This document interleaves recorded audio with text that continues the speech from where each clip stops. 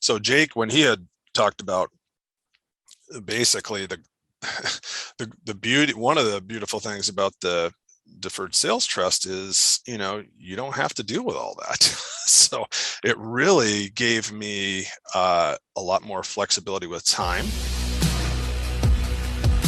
And so enter the deferred sales trust now. So now let's transition to Jake tells you there's a way to do this, right? And it's something perhaps you had never heard of before, or you thought it was something different. But walk us through that aha moment, and then just the process of like, oh, well, is this actually real? Does this actually work? Is it legal? Could it work for me? Walk people through that for the first time who are listening, just going, man, I've got $10 million worth of mobile home parks, and I thought I was just going to do the 1031 swap until I drop, never sell and just buy more.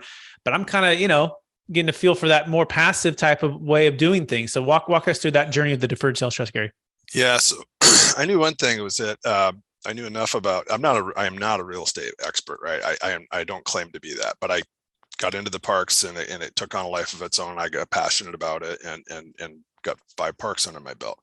One thing I knew I didn't want to do was deal with a 1031 and the hassles and the time frames and the stress of trying to sell and compliance and all that stuff. It was too complicated. I just didn't want the stress of that. So Jake, when he had talked about basically the beauty, one of the beautiful things about the deferred sales trust is, you don't have to deal with all that. So it really gave me a lot more flexibility with time as far as how to deal with, I can just park it and leave it for a while and figure out what I want to do, hit pause for a couple of years, or, and also the other thing that was really attractive to me was the amount of, you don't have to invest in like kind real estate. You can invest in whatever you want. If you want to do crypto, if you're nuts, you want to do that, you can just do passive investments. You could do stocks, bonds, equities, whatever. You could do real estate. You could buy businesses. You could do hard money lending to angel investing, whatever you want to do.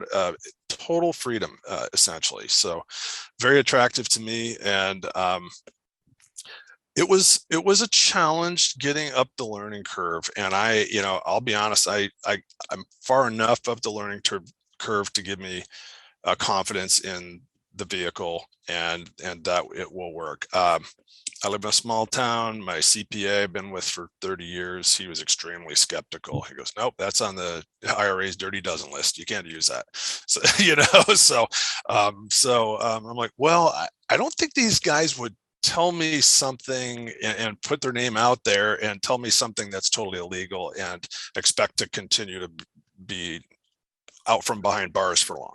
So